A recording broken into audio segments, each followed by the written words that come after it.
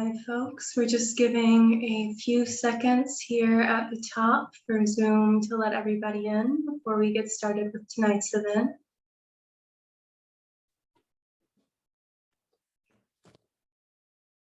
If you are already in tonight's webinar with us, you can open up your chat window and find some information about how to purchase books by tonight's featured authors.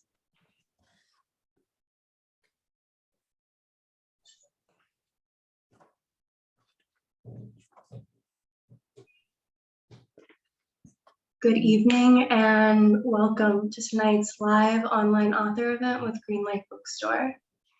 I'm Chelsea from Greenlight, and we're thrilled to host tonight's event with Veronica Chambers and Jennifer Harlan, launching their new book, Call and Response, The Story of Black Lives Matter. They'll be talking with MJ Franklin, so you're in for an excellent time. Before we start, I just want to say a huge thanks to Veronica, Jennifer, MJ, and the team at Versify for making this happen, and to all of you for showing up. Though we're not able to host events in our store spaces, our community of authors and readers is still here. We're grateful for your support and for the chance to make the space for conversation and connection.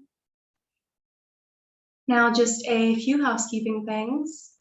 In our Zoom webinar tonight, you can see and hear the speakers, but they cannot see or hear you.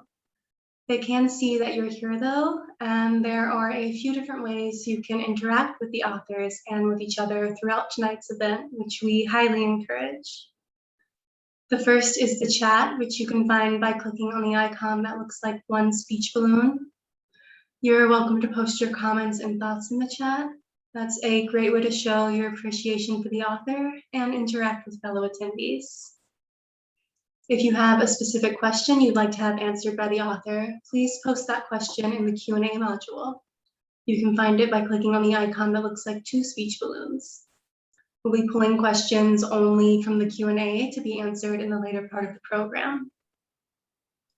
And importantly, tonight's featured book, Call and Response, is available for sale from Greenlight Bookstore. You can shop in person in our bookstore locations, noon to 7 p.m. every day of the week. And you can purchase Veronica and Jennifer's book and many others on site. Or order online at greenlightbookstore.com for a quick pickup at the store or for shipping anywhere in the US. I'll drop that buy link in the chat. If you care about supporting the careers of authors and the ongoing existence of independent bookstores, buying tonight's featured book is a great way to show your support. Our interviewer tonight is MJ Franklin. He is an editor at the New York Times Book Review. Prior to working at the Times, he worked at Mashable as an assistant editor and host of the Mash Reads podcast. He'll be speaking with our featured authors, Veronica Chambers and Jennifer Harlan. Veronica Chambers is the editor for narrative projects at the New York Times. She is a prolific author, best known for the New York Times bestseller, Finish the Fight, which was named a Best Book of the Year by the Washington Post, the New York Public Library, and others. Her other works include the critically acclaimed memoir, Mama's Girl, Shirley Chisholm is a Verb, and the anthologies The Meaning of Michelle, a collection by writers celebrating former First Lady Michelle Obama, and Queen Bey, a celebration of the power and creativity of Beyonce Knowles Carter. Jennifer Harlan is a staff editor on the Special Projects desk at the New York Times. She's a co-author of the New York Times bestseller, Finish the Fight, The Brave and Revolutionary Women Who Fought for the Right to Vote, which is named a Best Book of the Year by the Washington Post, the New York Public Library, and others, and selected as a 2020 honor book by the Jane Addams Peace Association. A graduate of Brown University, she is from Louisville, Kentucky, and currently resides in Brooklyn.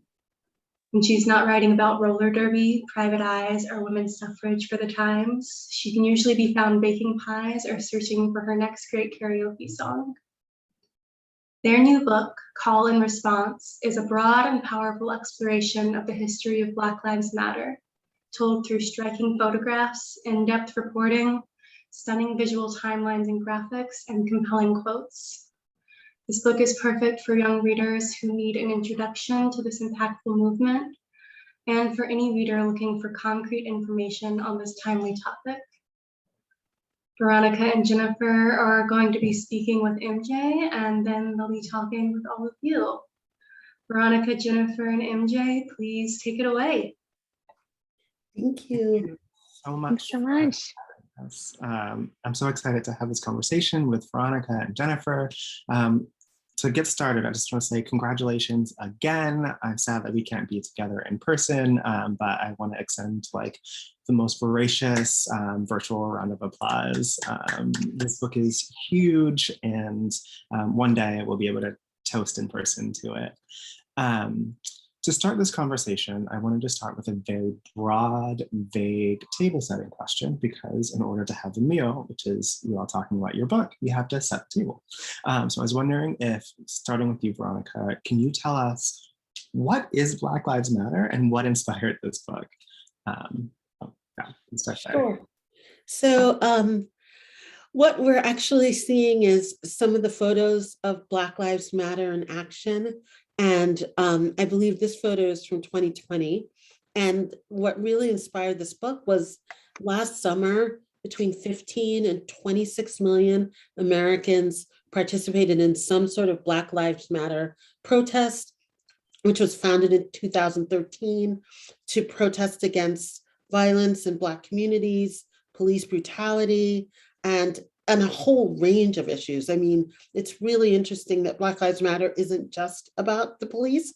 It's really about injustice in communities nationwide. And so it was last summer. Experts and crowd counting experts believe that it was the biggest social justice protest movement that the nation has ever seen. And it felt really clear by the end of summer that there was a lot to talk about. Why this movement was so big, what it meant during this particular year. And really, I think for a movement that is so young, I mean, it just turned 8 and had so many struggles. This movement and the people who participated accomplished something really extraordinary. And what we tried to do in this book is really talk about what made the movement extraordinary, and overall, in a broad sense, why people protest and why protest matters. Yeah, I just, even looking through these photos, it's almost surreal feeling the impact and the history of these photos, and yet knowing how recent it is. And I wanted to throw it to you, Jennifer. This book is such an incredible document because it compiles so much. There are texts, there's photos, there's a playlist, there's a timeline. And I'm wondering if you could talk to me a little bit about how you were thinking about the architecture of the book, how you were thinking about documenting this history and like the immediacy of our lives in book form. Yes, that was one of the big challenges of this book, is that we were writing about history as it was happening in real time. Veronica and I first started working together as part of a team called Past Tense of the Times, which did archival storytelling, delving into the photographic archives of the paper and surfacing unique stories there. So we're used to talking about stories that happened decades, even centuries ago, and having that longer perspective. But with this book, the history was happening all around us in real time as we were writing and editing and putting together the book. And like Veronica said, this book really started as a conversation that we were having with each other, with people in our lives, about what we were seeing on the news in our own communities last summer. And so we wanted to start there with the book and with the events of 2020 to give a really detailed rundown using all of the journalism tools that we have in our toolbox to take a comprehensive look at how Black Lives Matter started and how we got to this moment, And then we wanted to kind of zoom out because, like Veronica said, Black Lives Matter itself is a pretty young movement. It's only been around for 8 years, but it didn't emerge out of a vacuum and is part of this much longer history in the United States of protest, of the struggle for racial justice, of the deep roots of systemic racism that stretch all the way back to the earliest days of this country. So we wanted to kind of zoom out and look at how did we get to this moment. And then we really wanted to, that was a lot of heavy material to deal with, especially talking to young readers. And one of the things we really wanted to get across with this book is that protest can look like a lot of things. It doesn't have to just be marching in the streets, or it doesn't have to always stem from a tragedy or a violent incident. And so we wanted to kind of open it up and talk about protest can look like music, it can look like art, it can look like sports. And then so if we look at sort of the foundation of the book as being 2020, we then went down into the cellar and looked at how we got to that point. And then we built up from there into all of the different ways that protest can look like. And then the end of the book is sort of the roof and chimney and roof deck, maybe, which is looking towards the future and the ways that young people especially have throughout history really been a part of movements for change, the ways that they can be really powerful advocates for making the world a better and more just place. And it's sort of where we can go from here. I just wanted to say I appreciated that extended metaphor. I asked about the architecture, the roof deck, and I think that attentiveness to answers in detail comes through in this answer, but then also in the book itself, which I do think is so precise. You have so many of these photos, but again, you mentioned the timeline and the dive into history, recent history. And then one of the things I wanted to ask you about, Veronica, is that this book is titled The Story of Black Lives Matter. And yet, when you go through the book, you kind of connect it to this broader history. Like we go back to the 50s and the civil rights movement that came out of racial protest then. So can you tell me a little bit about when you're thinking about the scope of this story, how you enter, where you go to, and how you exit it? What were you thinking about? I was thinking about a lot of things. I was also like deeply indebted and thinking a lot about Isabel Wilkerson and Caste, because I think that was one of the most important books that I read last year. And for me, it really coupled with the protests of last summer in a powerful way, because when I was growing up, I was really taught that racism had to do with racist people and racist regions and racist moments in history.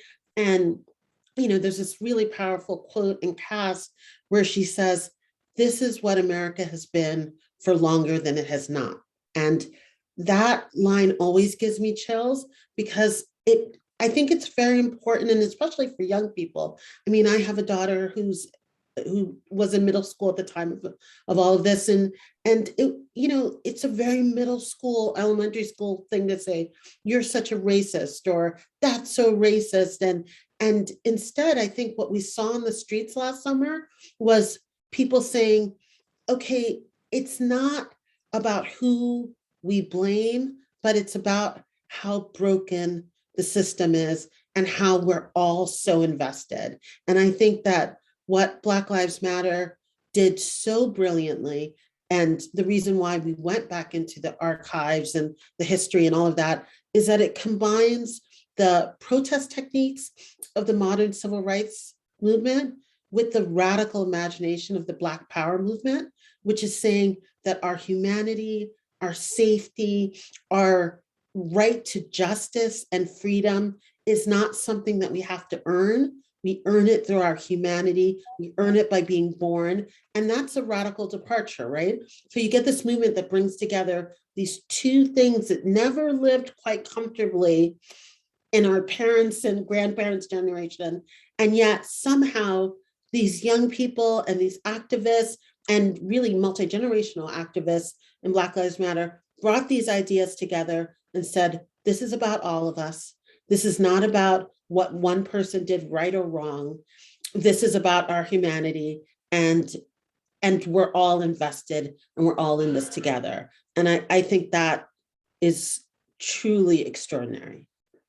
And I wanted to follow up on that, which is you mentioned like you had this idea based off of what you were told when you were a kid about like where racism comes from and what that is. And it struck me while reading this book that you had a kind of hidden challenge in writing this, and that this history is so recent, especially like the birth of Black Lives Matter, and everyone feels like they know what this is. They feel like they understand the history. And I think if the past year showed us anything with how these words get deployed from Black Lives Matter to race together, all of this stuff, everyone comes up with it, has a different perspective or a different opinion about this. So you have like a deceptive uphill battle of like outlining a history and a recent past that everyone thinks they understand. And I'm wondering if you could talk a little bit about the opportunities and challenges that presented. Yeah, I think, you know, Jen mentioned that we worked together at the New York Times on a project that had to do with history. And I think the thing that I found so powerful last year is that there was, I think the reason it was so diverse, the reason that you saw it, not just in big cities, but in small towns and rural areas. I was so moved by the people who were like, one person, Black Lives Matter movements, you know, one person standing on a street corner in a town where nobody else was gathering. They were gathering and they were making signs, and kids were doing sidewalk chalk. I'm like sideboard chalk. It's 11 p.m. for me here in London, so I'm a little sleepy. But you know, sidewalk chalk. It's the reason is the question. I think the thing that was so powerful is that there was an acceptance that this is our American history, and the movement and what we saw in the streets is if we agree that this is our history, our collective history, then we can make decisions about what we're going to do about it. And I think that was the like lightning moment where it wasn't your history, your problem, this part of the country's history, their problem, you know, 19th century, not our problem. It was really an understanding that we share this history. And when you're handed a history, you always have the opportunity to decide what you're going to do about it. I love that. That was part of what was so powerful about last summer too, is that when you looked around, I mean, 15 to 26 million people is a lot, but you also saw people who had never felt like they could or wanted to be a part of this conversation before, because they had an idea in their head of what Black Lives Matter was, what racism was, but it wasn't a problem for them. And suddenly you had people sort of taking a beat. Maybe it was because we were all stuck in our homes and we didn't have much else to do. There was this moment where people could kind of sit and say, oh, let me actually think about listen to what people are actually saying, think about this history, and yeah, and be a part of this conversation. And part of our job as journalists, we're really lucky, is that when we have questions, when we want to have these conversations, we can call up lots of really smart people and ask them about it. And so for us, one of the challenges, as you said, is when you're writing about history that's happening in real time, especially a movement like this, where people tend to have a lot of very strong opinions. We looked around and we didn't really see any sort of comprehensive, deeply reported and accessible for a lot of people history of how we had gotten to this place. And so we talked to historians, we talked to activists, we talked to young people, we talked to people who've been involved with the movement for a long time to try and get the fullest picture possible, applying our skills as journalists to really tell that full story. I have a few follow-ups, but the first I wanted to ask is, to both of you, was there anything that stood out to you that you learned? Were there any assumptions that you had that in taking the beat to construct this book, to talk to all of the people that you talked to get this history right? Was there anything that stood out to you of, oh, I didn't know that, or I didn't see that, or that's a helpful framework? I'm going to start with you, Jennifer. Sure. So I sort of came to this history with a different perspective than Veronica. When I was growing up, a lot of this was history that I didn't know. I think I went to a school that was predominantly white, and I had maybe heard of say the freedom riders, the broad strokes of the civil rights movement, but the story that I learned is the story that tends to get told as well. Martin Luther King came along, he gave some speeches, there was a big march, and then we solved racism and we passed some laws and everything was better. And a lot of the history that's in this book are things that I've had to kind of learn, as a lot of people I think have recently, on my own in college as an adult. And so there were a lot of things in this book, particularly the deep history and the ramifications it has today of things like redlining, of things like school discipline, where I sort of had a broad strokes idea, but I hadn't taken a really deep look at that history and especially at how it is, the ramifications of it are so prevalent today. So there was a lot in there where sort of I had maybe a broad strokes idea, but gained a much deeper context as I was educating myself and also learning as through the process of writing this book. Absolutely. And what about you, Veronica? Was there anything you mentioned, seeing photos of this protest one, for instance? Was there anything that you found when researching and writing this book that you hadn't seen before, that you didn't know before, or a new perspective that you gained while taking that beat in writing this?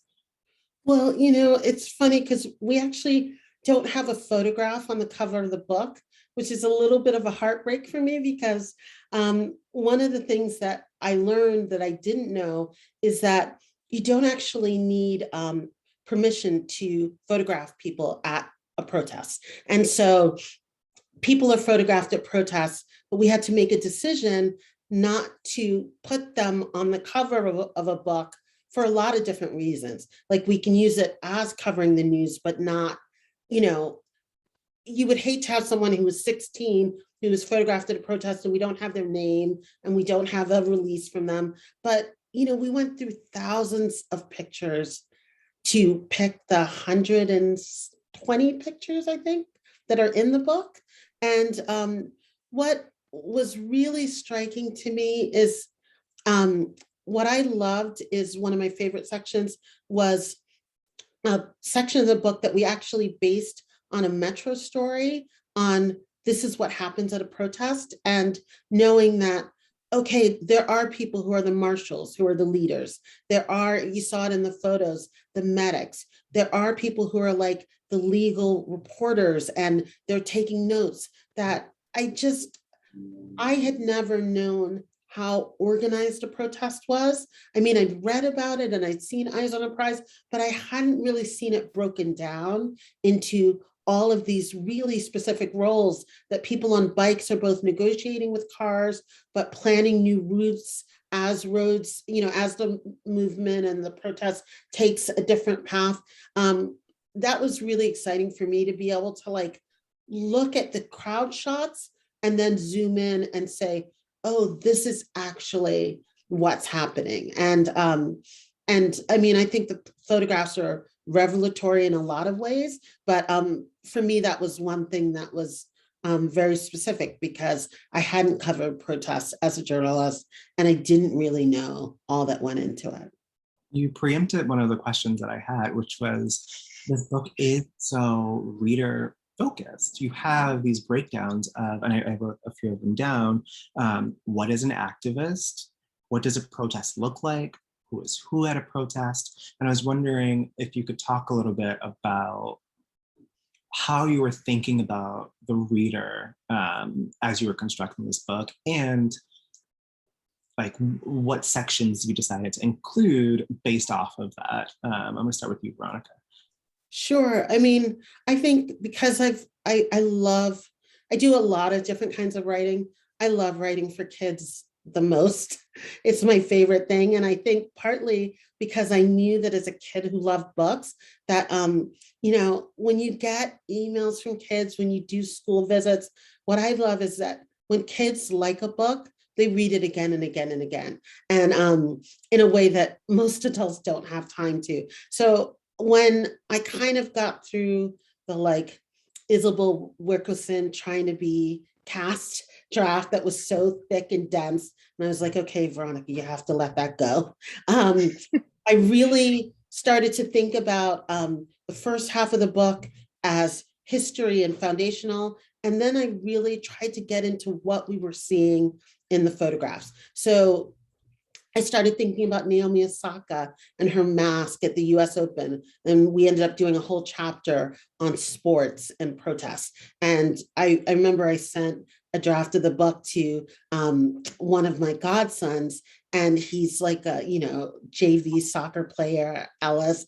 And that was the first thing he read. We did a chapter on music, which I loved. And, we talked about how Strange Fruit was actually the first song that was a protest song, but became like a popular, culturally like elevated song that was beloved for both the music and the message. And when you think about We Gonna Be All Right and how that song by Kendrick Lamar was embraced by the movement, I just loved going into the music.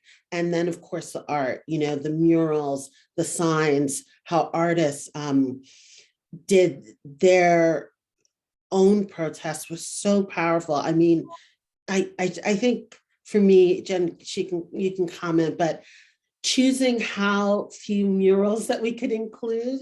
I mean, if I could have just done a book about the murals that people did, it would have been so amazing. I mean, and also because we started to learn the stories behind them. So we see this amazing mural, and then you find out that it was done by a father and daughter, and that the father was an artist, and that the daughter and father made it together, or that it was a group of students who were in class together, and they were like, we got to do something, and they go out and they make a mural. And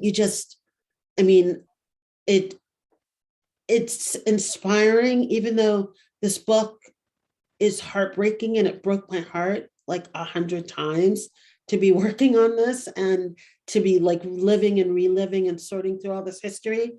What is so inspiring is the response, because it shows that people really cared, they're really invested, and they didn't sit silent in the face of so much injustice and pain and helplessness that people have been dealing with these situations again and again. What was so powerful to me was the response to the injustice and how people found different ways to speak up against it. What about you, Jennifer? Was there anything in this book that struck you of, wow, this is super powerful, people need to see this, we have to include this in the book, either the murals or anyone that you spoke to? Is there anything that you were like, this has to go in? Yeah, well, the murals was definitely a big one. Like Veronica said, there were so many, and the more that we learned the stories behind them, the stories about the artists, the harder it was to edit that down. Also, I think because they're just, I mean, a photo on its own is so powerful, and then a photo of a piece of visual art like that has so much detail really says so much. I think one of my favorite elements that we have in the book was there was a family that we talked to who've been very involved with Black Lives Matter in Los Angeles at the very beginning. The mom is Melina Abdullah, is an amazing professor and scholar and one of the founders of the Black Lives Matter chapter in Los Angeles. And we spoke to her and to her two daughters, Tandiwe and Amara, who are both teenagers and have also been raised in this movement, and hearing their stories from all of their different perspectives of how they have come into this work, how they've been involved in these conversations, with some of them with Tandiwe, even from when she was 7 or 8 years old, I think, when the protests in Ferguson were happening. And she told us this amazing story about how her mom was going to participate in the protest, and it was important to her to bring her daughter, that her children be raised in this movement, and knowing how powerful and important their voices were. And they got a group of activists in Los Angeles together, and they were going to drive out to Missouri to participate in the protests there. And before they went, they'd rented these camper vans, and they painted them with Black Lives Matter, with the names of people who had been lost to violence or police brutality, with slogans of the movement about justice and the reasons they were driving. And they started driving across the country to get to Missouri, and people were honking, people were shouting slurs out the window at them. They pulled into a gas station, and the adults in the group said, if this isn't safe, we should just wash off the vans. We'll wash off the paint. We'll deal with this when we get there. And Tandiwe, who was a little kid, spoke up and said the whole point of us showing up and going is so that people will see these names, will see this movement, will get involved in this conversation and can't pretend like this isn't a problem for them or something that isn't happening in their country. And the adults in the group listened, and they left the paint on, and they drove all the way to Missouri. And that conversation, I think part of what's so remarkable to me about Black Lives Matter is that it really has pulled in people of all ages and people who thought that they weren't someone who was in a position to speak up or to have their voice heard about this movement. And so having these conversations and being able to put those conversations in the book and share them with readers, especially young readers who are the same age as Tandiwe or Amara, and who may also be wondering, how do I get involved? How do I speak up? Is my voice going to be heard in this conversation? That was very powerful and important to me. And before I ask the next question, I just wanted to remind everyone watching this that we'll have a Q&A later on. And so if you have any questions, please put them in the Q&A app. I have many, many questions that I can ask, but I want to give you a chance to ask questions too, especially for a book titled Call and Response. Like the title is telling you to ask questions. I was wondering, Jennifer and Veronica, if we could take a minute, and I wanted to ask for basically a temperature check. You, in writing this book, spoke to so many people, from scholars to activists and protesters and people who are out there. What was it like reaching out to people? Well, number one, who did you reach out to? Two, what was it like reaching out to people? And three, like, how did they feel about sharing their stories? Because as that story that you just told, Jennifer, pointed out, like, when people speak out, there is a threat, there is danger, and people are bravely coming forward every day, but like, that's a hard thing to do. And so I'm wondering if you could tell us a little bit about just the general temperature check of what it was like reaching out to people and how they were speaking about the story. I'm going to start with you, Veronica. Yeah, I mean, I think it was obviously one of the great things is we really leaned on the work of all the photojournalists who were in the moment. And we had that, as well as the journalists who've been covering this movement for a long time. I mean, I think that for me, the people that I spoke to, the leaders, what was so interesting is that because the history is so recent, it's a classic case of building the plane while you're flying it. Like, I think that it was interesting to write about something that wasn't like, eyes on the prizes. 30 years ago, you did this.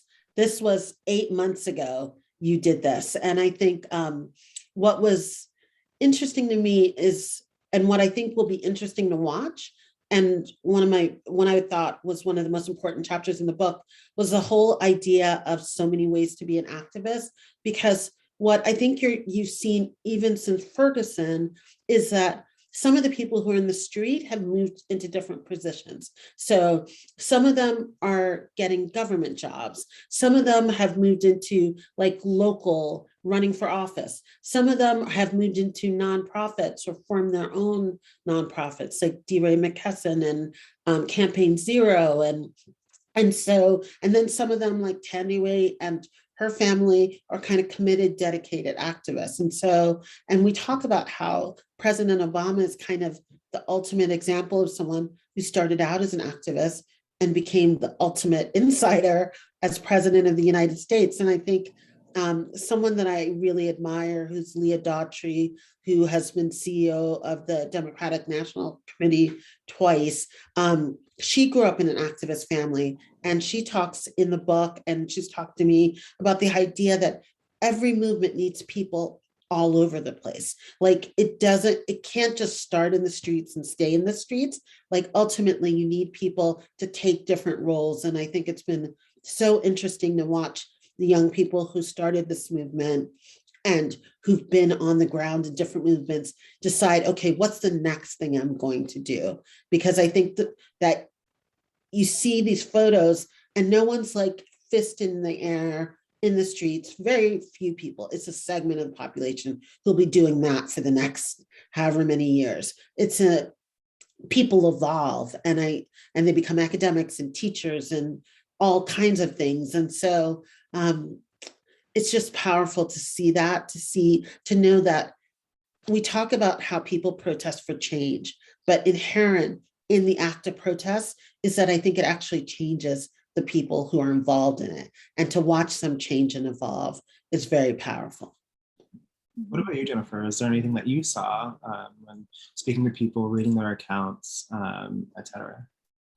Yeah, I think thinking, Veronica, as you were saying that, I think one thing that became clear, especially with as we were talking to journalists who have been covering this movement for a long time, or activists who have been involved for a long time, is that it's just really hard work.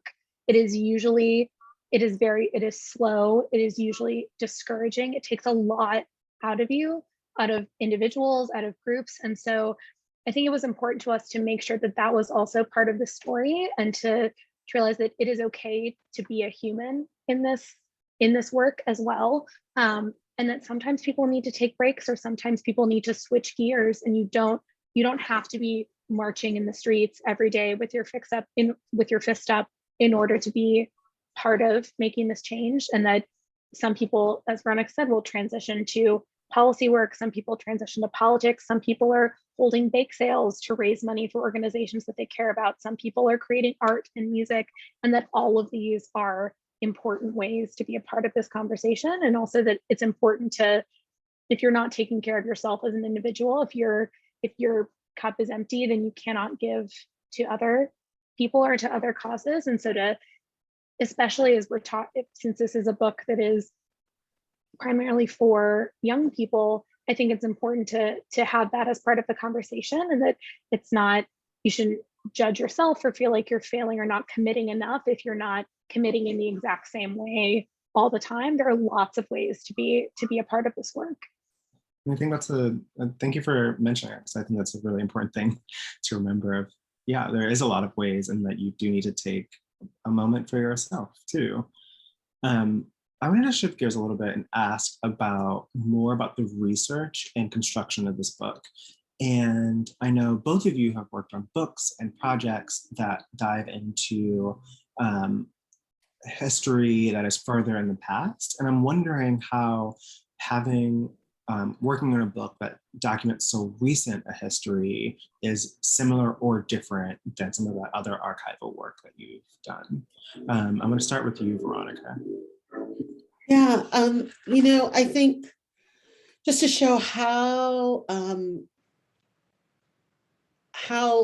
late we were working on this book, we actually added a note on April 20th, 2021 about the Derek Chauvin trial and the result of that. And we were literally still writing captions and looking at proofs and doing things. And then that trial happened, and we're watching the news, and we're like, okay, what do we cut from the last chapter so we can say something about that?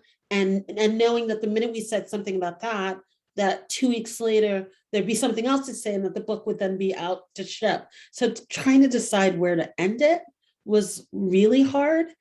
Do you look like you want to say something, MJ? I wanted to ask about that. Like, how did you change it? Like, did that verdict change the last chapter? And can you talk to us a little bit about what happened after? I mean, I think like so many people, I was hopeful that it wouldn't feel like the same results again and again. At the same time, I didn't know.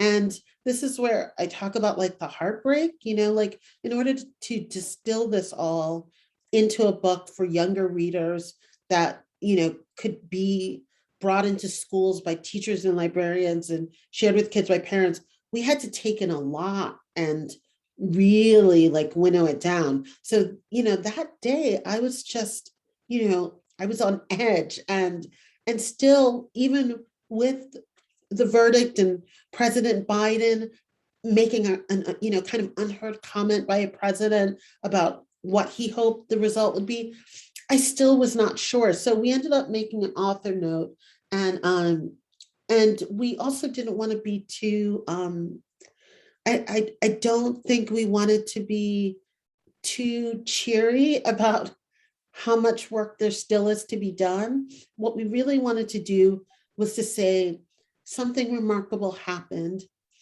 This is what happened. This is what it looked like.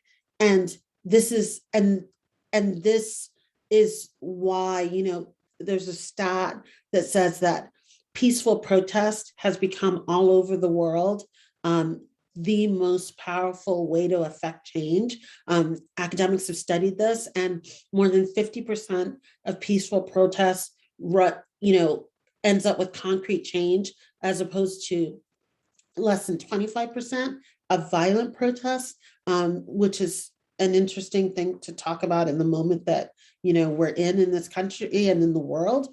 We're constantly, it's a constant inching forward and inching back.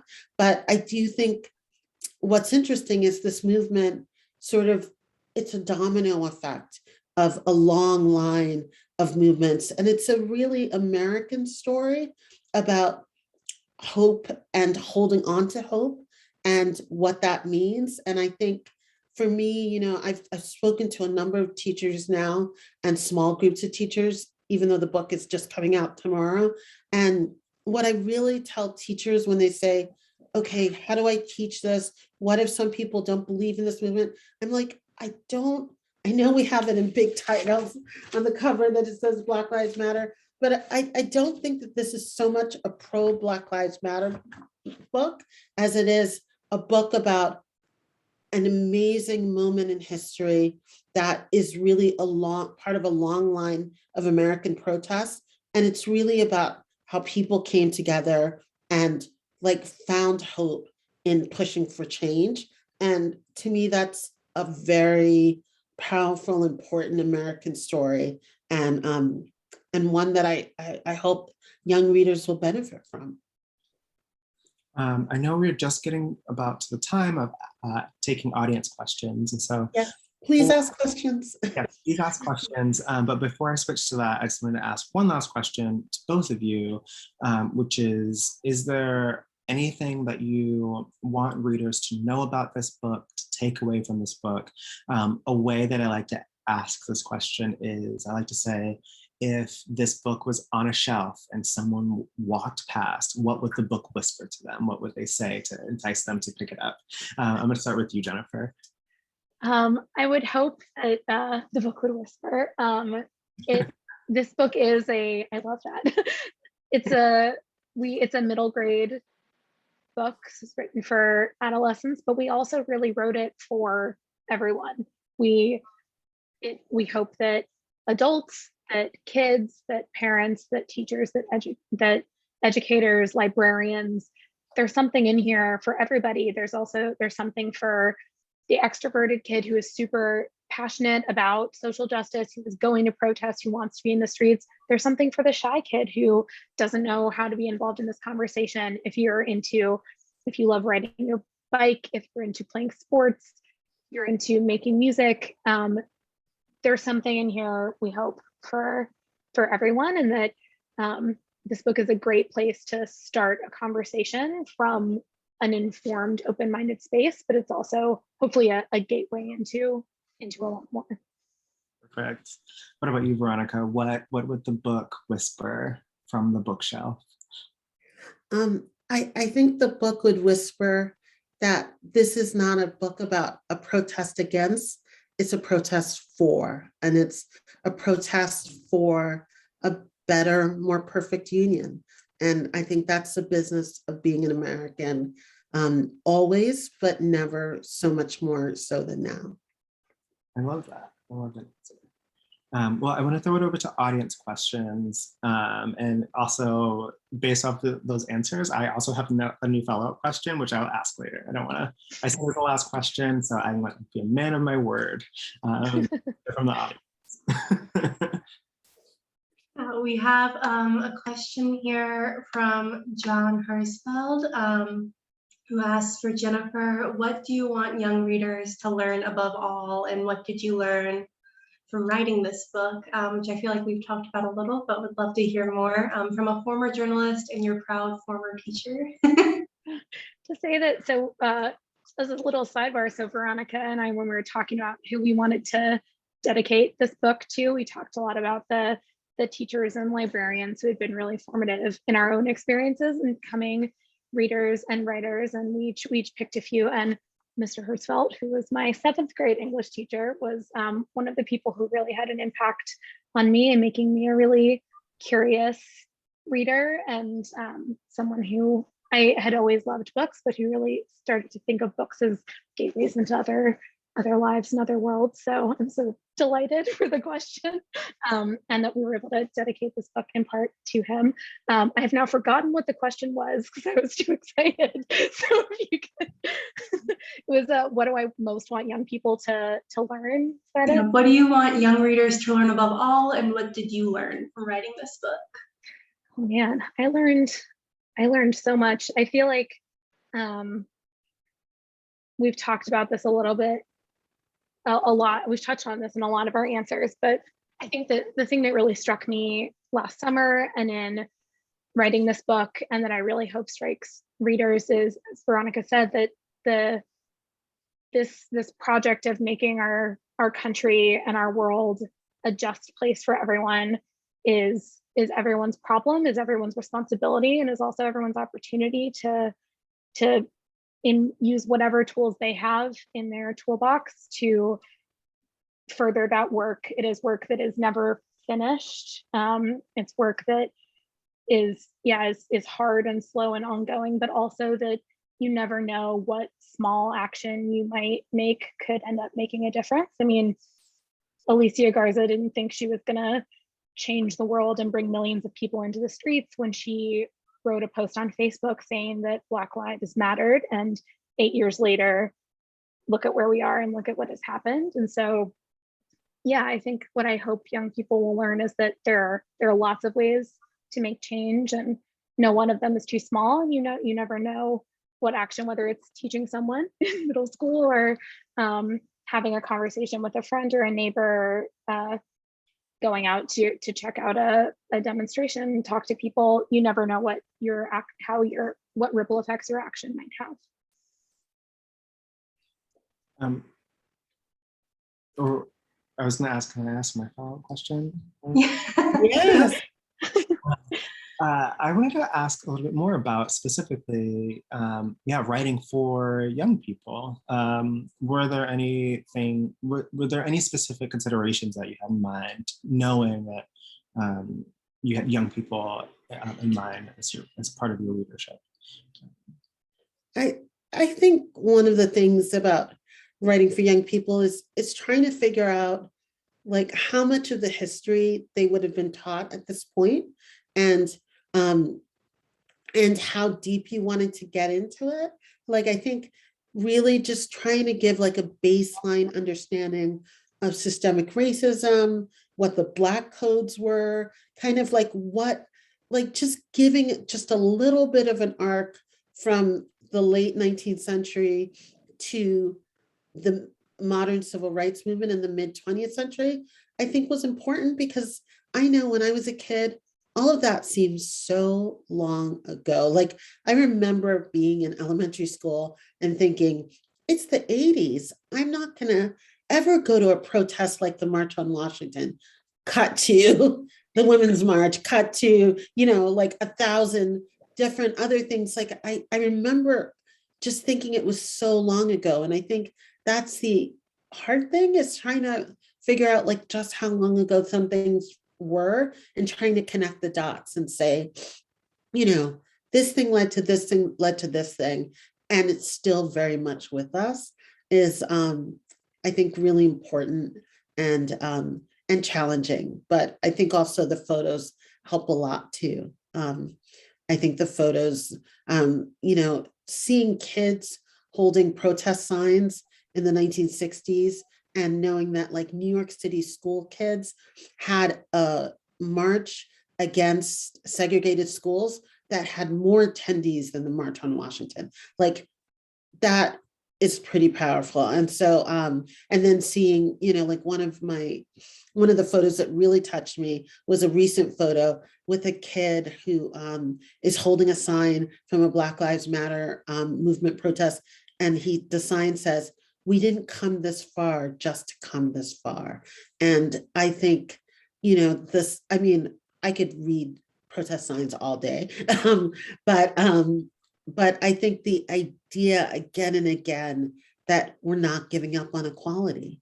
And I don't know. I mean, I'm assuming that this is all adults in this room, but I've definitely had moments where I'm thinking, maybe we're just not going to get there. And then, you know, this thing happens and you have to put aside your cynicism, and you have to put aside your hopelessness and your weariness, and you have to say, okay, we're not giving up. And I think that's part of what this movement did, is it gave us like a push, and it said, you know what, we're just on this equality thing. We're all, everybody's taking a nap because we're going to keep going, you know? So.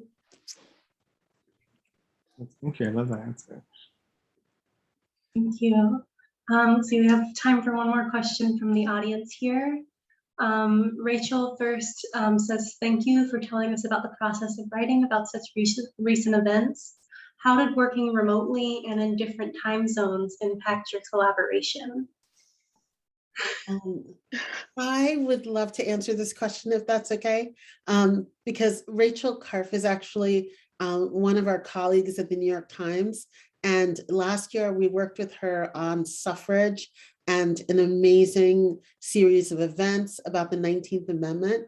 And so what I would say is that honestly, coming from thinking about women's rights and 100 years of women's voting was like actually a great setup to enter this conversation, because one, I think Rachel, you modeled Rachel comes from the theater, if I'm not speaking too much out of turn. And I think she just modeled this really like creative, collaborative process, even over all of these screens and check-ins and docs and also a multimedia element to it. And I think we came from that.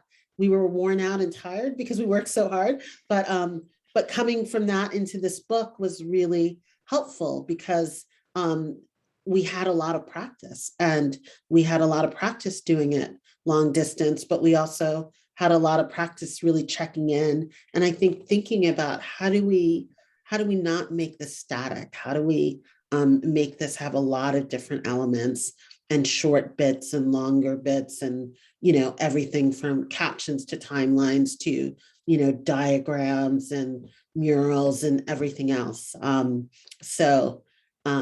I just want to say thank you, Rachel, because I think you set us up well to do the really tough task we had to do with this book. So I would also just add that my favorite thing about journalism is that it really is a team sport. And Veronica and I are the authors of this book. We're the ones who are here talking to you, but there were so many people at the New York Times, all over the newsroom, from photo editors to researchers to editors to art production, who were part of the team that was collaborating on this book. And so, yeah, it really was sort of an example of all the things that I love about what we do, is that you can tap all of these people's brains and all of their special skills, and to apply them to telling the story in a really unique way. So yeah, I just wanted to add that. Thank you so much, Veronica and Jennifer and MJ, for such a fantastic conversation. And thank all of you for coming and sharing this space for conversation and connection with us tonight. A reminder that you can buy Call and Response through Greenlight Bookstore. You can shop online at greenlightbookstore.com. I am pasting that book buy link in the chat now for either shipping anywhere in the US or for local in-store pickup if you're here in Brooklyn with us. Or you can shop for limited capacity in-store at Greenlight, noon to 7 p.m. any day of the week. And you can find Veronica and Jennifer's book and many more on site. Thank you all so much again, and have a wonderful rest of your evening. Thank you. Thank you. Thank you so MJ. much.